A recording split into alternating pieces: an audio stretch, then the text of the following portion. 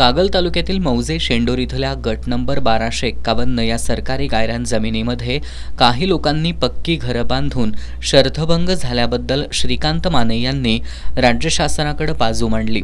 या प्रकरणी राज्य शासनाच्या कक्ष अधिकाऱ्यांनी जिल्हाधिकाऱ्यांना संबंधित बांधकाम हटवण्याबाबत सूचना केली होती। कैलासवासी भिकू रामा हजारे यांनी या आदेशाविरोधात उच्च न्यायालयात धाव घेतली। 2017 मध्ये उच्च न्यायालयानं कक्ष अधिकाऱ्यांचा निर्णय कायम ठेवला। दरम्यान श्रीकांत माने यांनी उच्च न्यायालयात जनहित याचिका सुद्धा दाखल केली। त्याचा निकाल सुद्धा माने यांच्या बाजूने लागला।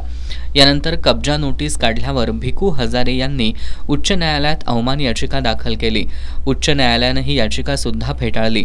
कक्ष अधिकारी आणि उच्च न्यायालयाच्या निकालानुसार कागलच्या गटविकास अधिकाऱ्यांनी 12 ऑगस्ट 2024 रोजी शेंडूर ग्रामपंचायतीला गायरांमधील बांधकाम हटवून जागा ताब्यात घेण्याचे आदेश दिले। एकीकडे ही स्थिती असताना महावितरणकडून मात्र त्या ठिकाणच्या रहिवाशांना वीज पुरवठा करण्यासाठी पोल उभारण्याचं काम सुरू करण्यात आलंय। याचिकाकर्ते श्रीकांत माने यांच्यासह ग्रामस्थांनी महावितरणनं हे काम बंद ठेवावं अशी मागणी केली। 8 दिवसांपूर्वी याबाबत केलेल्या मागणीची महावितरणनं दखल न घेता रात्रीच्या वेळी पोल टाकण्याचं काम सुरू केलंय। ग्रामस्थांनी याबाबत महावितरणचे अतिरिक्त कार्यकारी अभियंता संजय शिंदे यांना जाब विचारला। यावेळी गायरान जमिनीतील बांधकाम हटवण्याबाबत उच्च न्यायालयाचे निर्देश असताना महावितरणकडून रात्रीच्या वेळी पोल टाकण्याचं काम कोणत्या हेतूने सुरू केलं अशी विचारणा केली। यावेळी महावितरणचे अधिकारी आणि ग्रामस्थांमध्ये शाब्दिक चकमक उडाली। ज्या अधिकाऱ्यांनी ज्या आदेश केला त्याचं आम्हाला पत्र द्या। तुम्हाला कोणी सांगितलं साहेब जोडायला हे? त्याचा आदेश असेल तर आम्हाला पत्र तुम्हाला कोणी जोडायला सांगितलं? काय तुम्ही आम्हाला काय कोणी जोडायला सांगितलं सांगा ना। ठीक आहे, मला एवढंच बोलायचं। हे एवढंच बोलायचं असं बघा, एक तुम्हाला जोडायला सांगितलं? जनता जनार्दनाची ही दिशाभूल करू नका। बेकायदेशीर काम चाललेलं आहे। हे जे काम आहे बेकायदेशीर, हे कागद पद्धत मी बोलत नाही। कागदाच्या आधारे मी आपल्याला बोलू शकतोय। मी माझ्या पद्धतीचं काही बोलत नाही। गायरान जमिनीतील पक्की बांधकामं हटवण्याचे आदेश असताना महावितरणनं तिथं वीज पुरवठा करणं बेकायदेशीर ठरेल, त्यामुळे हे काम थांबवावं अशी मागणी ग्रामस्थांनी केली। सर्वे नंबर 1251 मध्ये शर्तभंग प्रकरण आहे आणि त्या शर्तभंग प्रकरणाचा मी मुंबई उच्च न्यायालयामध्ये जनहित याचिका दाखल केलेली होती।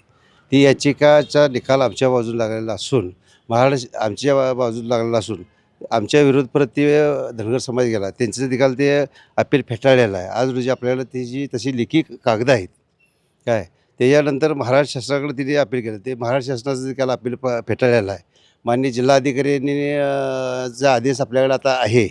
माननीय जिल्हाधिकाऱ्यांच्या आदेशाचं BDO साहेबांना तिने आदेश केला आहे। BDO साहेबांचा निकाल आपल्याला आदेश आहे आणि असा आदेश असून घरं पाडण्याचा आदेश झालेला असून सुद्धा महाराष्ट्र राज्य विद्युत महामंडळ त्याचं बेकायदेशीर विद्युत कनेक्शन देत आहे।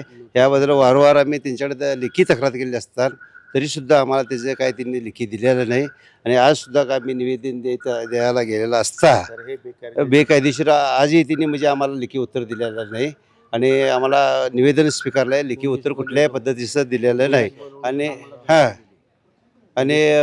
आम्हाला थोडंसं तिने पोलीस ह्याचं धमकी देऊन आम्हाला घालवलं। आम्हाला तिने काय लेखी आजही तिने लेखी काय दिलेलं नाही। आमची एवढीच मागणी आहे की हे निकालाचं तिने पालन करून ते विद्युत मंडळाने जे बेकायदेशीर कारवाई केलेली आहे ती मागे घ्यावी। आमची एवढीच एक माफी विनंती त्यांच्याकडे केलेली आहे। यावर महावितरणच्या अधिकाऱ्यांनी प्रतिक्रिया द्यायला नकार दिला। यावेळी श्रीकांत डोंगळे, धनाजी माने, विलास डोंगळे आदी उपस्थित होते।